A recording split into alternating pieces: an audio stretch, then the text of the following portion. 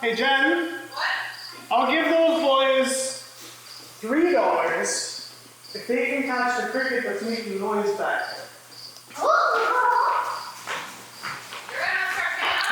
Bribery at the finest. Literally.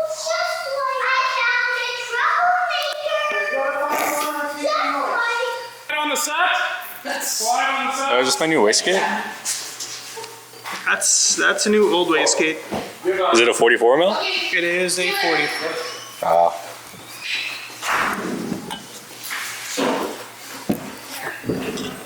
Okay. What are we doing? Testing Wastegates. I'm going to show you guys how to test your own Wastegates, and I'm going to show you the problem that we were having on my RX7 and what went wrong and what to do about it. Spoiler alert, just buy new ones.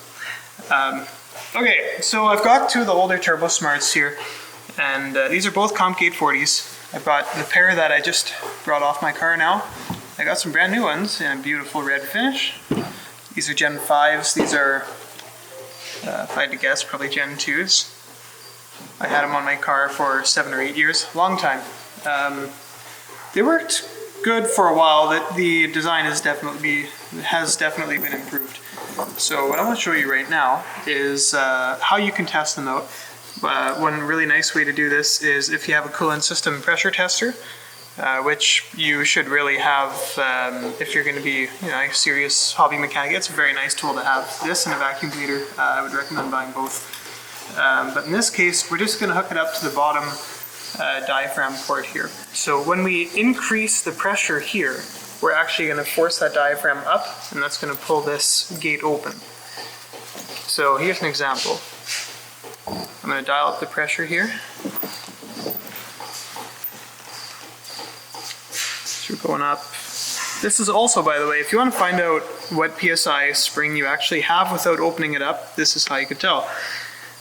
So right here, I don't know if you can see this, right around 10 PSI I'm cracking just a tiny bit, right? So this is actually not an ideal scenario. In a case like this, what you would have to do is, in order to stop the wastegate from opening up gradually, which would be tapering your boost off gradually, which can be very, very annoying to drive, especially when you have open dump wastegates. You would probably want to run a 4-port boost solenoid at that point, and then increase the pressure at the top while you're building boost, and then open up the top and allow it to bleed out the bottom. That's far more complicated than this needs to be. So this is not the ideal scenario, but that's the way that this one is operating right now. So let's do a quick test here, back to back on the old wastegates, and we'll go from there. So right now, it cracks at right around 10 PSI, so one would assume there's a 10 PSI spring in there. And then as I increase, 15 now, 20, I'm still actually not all the way open. See, I get up to almost 23 pounds before I'm all the way open. So just to recap, 10, it cracks at 10, and I need 25 PSI to open it up fully. So let's spin this all the way back to release. Take that one off. I'm going to do a very quick back-to-back test here.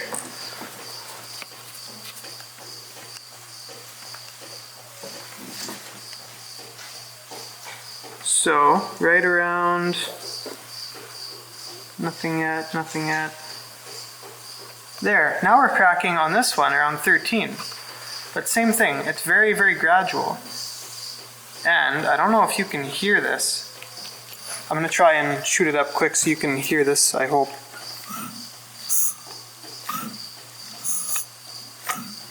Hopefully the camera can pick it up, but I can hear that, yeah. Yeah, can you hear how loud that the actual diaphragm is moving here? You can hear that there's tension. So it's not operating very smoothly at all. What is also concerning about this, and what actually just led to the loss of my last engine, was, or certainly contributed to it, is this gate is only cracking at 14 psi, and then it's going progressive from there. So now this one's about fully open at 20, or very close to it. So it's behaving very differently. It opens later, or it cracks later, but it fully opens sooner. So the problem that we experience on a car like an RX7 with the turbo manifolds that we're running, which are great manifolds by the way, the problem that we are seeing now is the pressure from one rotor to the other is actually significantly different, or it certainly can be. And what exactly the effects of that can be pretty unpredictable. It's not the way that they are designed to function, and you should not need a 4-port solenoid and 2 hours of closed loop boost control on your ECU in order to get them to function.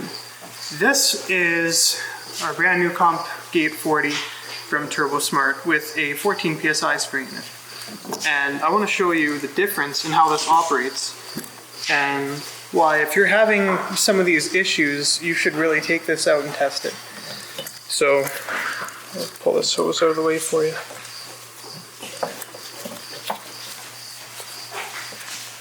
Alright, so if you watch on my, okay, can you see it all here? Yeah. Alright, 5 pounds, no movement. 10 pounds, no movement at all. Now remember, we have a 14-pound spring in here. It'll be a little bit higher. These have never been run yet at all. There's no, your exhaust pressure will push a little bit, right? So a 14 won't read exactly at 14. So we're at 15 pounds now. It has not moved at all. 16, wide open. So at right around 18, 19 pounds, without any heat, without any pressure on this side, we went to full open right away. You want to close it and redo that? Yeah. Let's get a close up.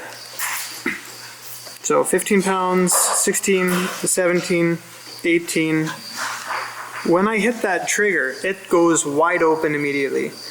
And this is why you don't need a 4-port boost solenoid, and you don't even need any vacuum line run to the top necessarily. All that we really need to do right now for an accurate boost control on an FD, you should be able to run open loop and just run to the bottom diaphragm. There are many reasons why you might not want to do it that way. But for the average guy who wants 350, 400 wheel, this is fine. It works great. So here's the most important part about this. This wastegate opens fully. So actually, here. So what I'm going to do now is I'm going to increase the pressure relatively quickly so that you can see on the gauge at what point this triggers. Now we open up a little bit sooner, right? So, because in reality, like this here, there we go. If we're just creeping up, 17, and then we open wide open, right? But now, after going wide open, you see how responsive this is? I can bring that pretty well anywhere I want. But if we're doing a full throttle pull here, what we want is that quick action where it goes wide open. And if I ramp this up quickly, that's right around your 14 there, and you shoot open to wide open. That's exactly what we want. We want the wastegates to fully open, bring the boost back under control, and then it can stabilize. So that's going to fix our problem, and hopefully it fixes the problem for you, knowing how you can actually test this yourself. Maybe for educational sake, we'll do one more test. I'm going to grab some, I'm going to see if I can find a boost tee here and show you, just so that you can understand a little bit better how the diaphragm works, what happens when we put pressure to the top side. Alright, we're going to do one more little test here, just as a demonstration.